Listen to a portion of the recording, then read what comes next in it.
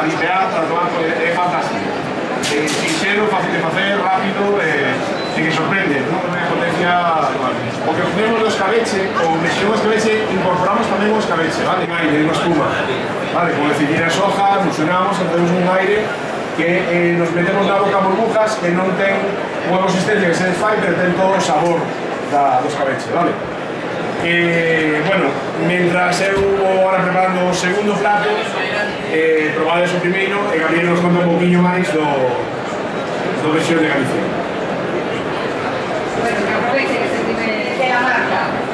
Como vieron, este es un sello, denominación de origen protegida.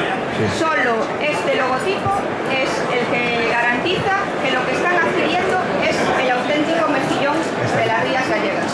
El único certificado por el Consejo. Sabemos que están comprando.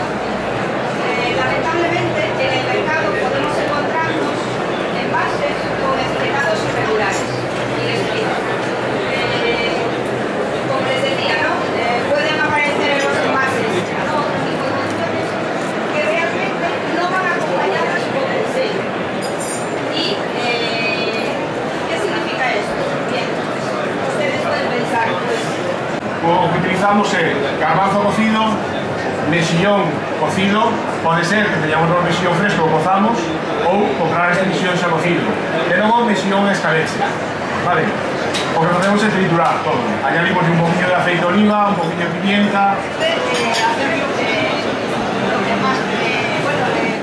Bueno, están sirviendo el último plato, como decía, una cremita de apionado, mejillón de Galicia cocido y embutidos para darles a contrarrestar ese dulzor de la crema de apionado con esa chispita del vinagre de los embutidos, ¿vale?